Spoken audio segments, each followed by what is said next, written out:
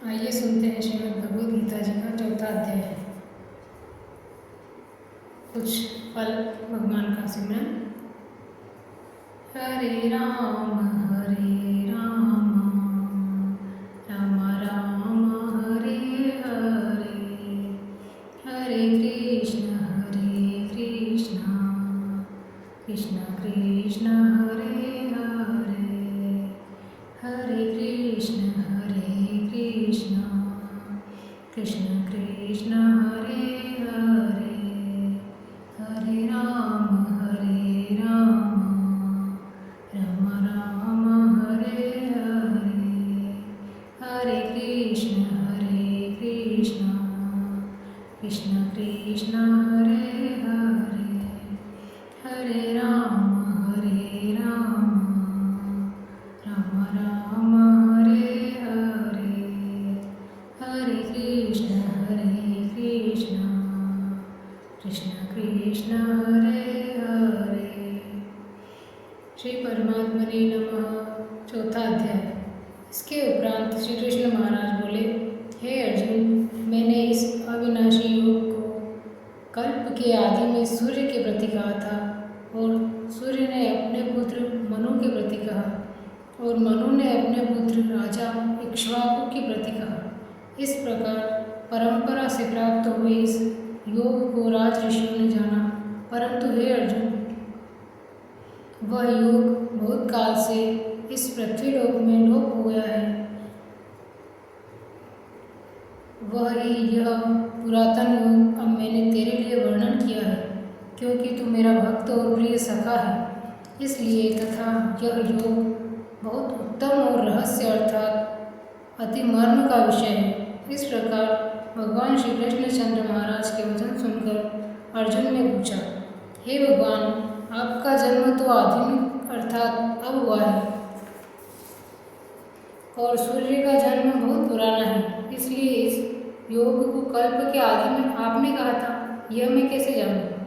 इस पर श्री कृष्ण महाराज बोले, हे अर्जुन, मेरे और तेरे बहुत से जन्म हो चुके हैं, परंतु हे परंतर, उन सबको तू नहीं जानता, और मैं जानता हूँ। मेरा जन्म प्राकृत मनुष्यों के सदस्य नहीं है। मैं अविनाशी स्वरूप अजन्मा होने पर भी तथा सब भूत प्राणियों का ईश्वर होने पर भी अपनी प्रकृति को अधीन करके योग माया से प्रकट होता हूँ।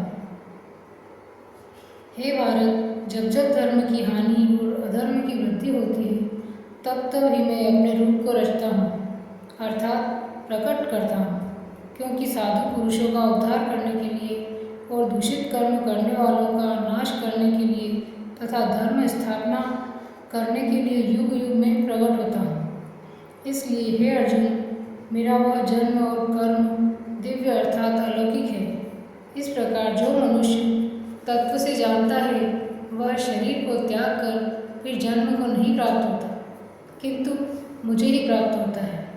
हे अर्जुन, पहले भी राग, भय और क्रोध से रहित अनन्य भाव से मेरे में स्थिति वाले मेरे शरण हुए बहुत से पुरुष ज्ञान रूप तप से ही पवित्र हुए मेरे स्वरूप को प्राप्त हो चुके हैं।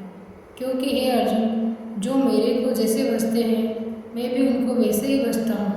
इस रहस्य को जानकर ही बुद्धिमान मनुष्यगण सब प्रकार से मेरे मार्ग को के अनुसार बरतते हैं।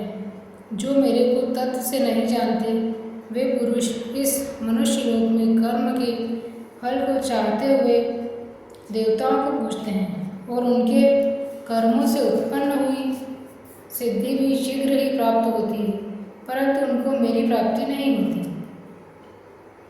इसलिए तू मेरे को ही सब प्रकार से भज।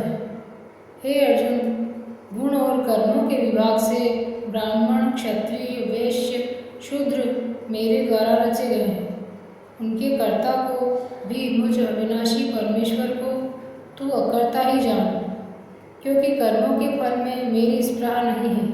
इसलिए मेरे को कर्म लिपायमान नहीं करते। इस प्रकार जो मेरे को तत्व से जानता है, वह भी कर्मों से लिप्त नहीं बनता, तथा पहले होने वाले मुमुक्षु पुरुषों द्वारा भी इस प्रकार जानकर ही कर्म किया गया है। इससे तू भी पूर्वजों द्वारा सदा से किए हुए कर्म को ही कर।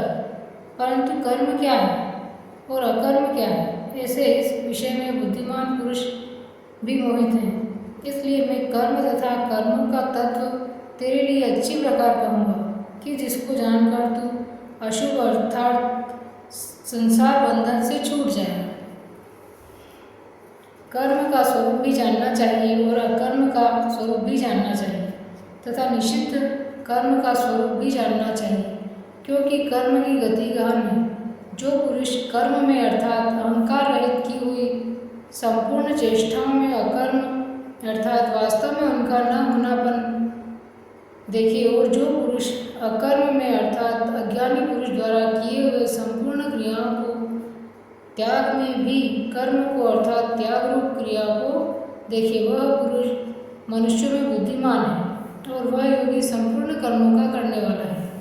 हे अर्जुन, जिसके संपूर्ण कार्य कामना और संकल्प से रहित है, ऐसे उस ज्ञान रूप अग्नि द्वारा भस्म हुए कर्मों वाले पुरुष को ज्ञानी जन भी पंडित कहते हैं। जो पुरुष सांसारिक आश्रय से रहित सदा परमानंद परमात्मा में तृप्त हैं, वह कर्मों के फल और संग अर्थात कर्तव्य अभिमान को त्याग कर कर्म में अच्छी प्रकार वर्तता हुआ भी कुछ भी नहीं करता। जीत लिया है अंतःकरण और शरीर जिसने तथा त्याग दिए संपूर्ण भोगों की सामग्री जिसने, ऐसा आशा रहित पुरुष केवल शरीर संबंधी कर्म को करता हुआ भी पाप को नहीं प्राप्त होता है।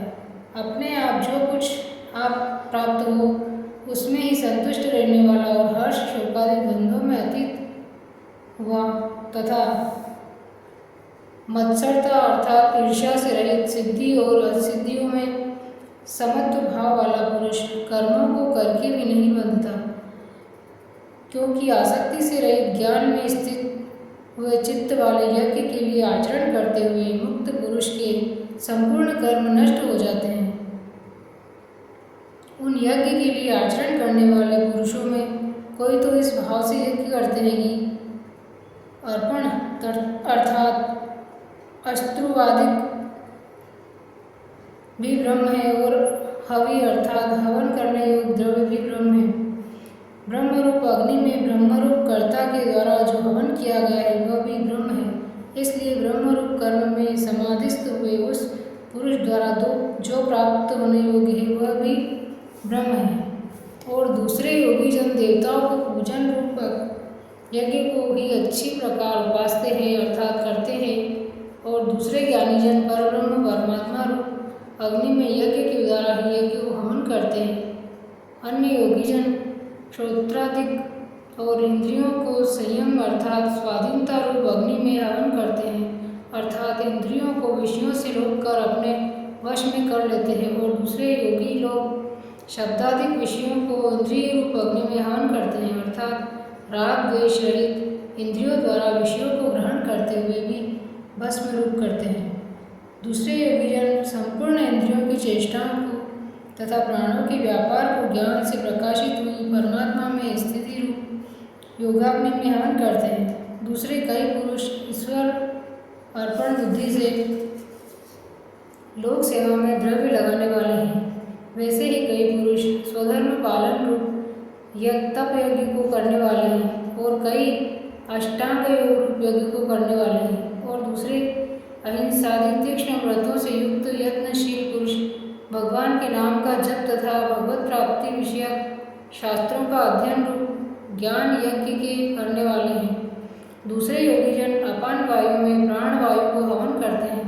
वैसे ही अन्य योगी जन प्राण वायु में अपान वायु को हवन करते हैं, तथा अन्य योगी जन प्राण और अपान की गति को रोककर प्राणायाम के परायण होते हैं। दूसरे नियमित आहार करने वाले योगीजन प्राणों में ही हवन करते हैं। इस प्रकार यज्ञों द्वारा नाश हो गया है पाप जिनका, ऐसे यह सब ही पुरुष यज्ञों को जानने वाले हैं। हे कुरुक्षेत्र श्रेष्ठ अर्जुन, यज्ञों के परिणाम रूप ज्ञानामृत को भोगने वाले योगीजन सनातन परब्रह्म परमात्मा को प्राप्त होते हैं, और यज्ञ रहित पुरुष को यह मनुष्य लोक भी सुखदायक नहीं है, फिर परलोक कैसे सुखदायक हुआ।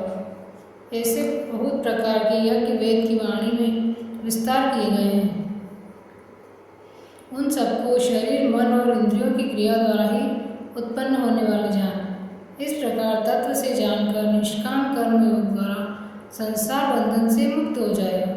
हे अर्जुन, सांसारिक वस्तुओं में से सिद्ध होने वाले यज्ञ से ज्ञान रूप यज्ञ सब प्रकार श्रेष्ठ है, क्योंकि हे पार्थ, संपूर्ण यावन मात्र कर्म ज्ञान में विशेष होता है, अर्थात ज्ञान उसकी पराकाष्ठा है। इसलिए तत्व को जानने वाले ज्ञानी पुरुषों से भली प्रकार दंडवत प्रणाम तथा सेवा और निष्कपट भाव से किए हुए प्रश्न द्वारा उस ज्ञान को जान। वे मर्म को जानने वाले ज्ञानी जन तुझे उस ज्ञान का उपदेश करेंगे कि जिसको जानकर तो फिर इस प्रकार मोह को प्राप्त नहीं होगा। हे अर्जुन, ज्ञान के द्वारा सर्वव्यापी अनंत चेतन रूप व अपने अंतर्गत समष्टि बुद्धि के आधार संपूर्ण भूतों को देखेगा और उसके उपरांत में अर्थात सच्चिदानंद स्वरूप में एक ही भाव हुआ सच्चिदानंदमय ही देखेगा।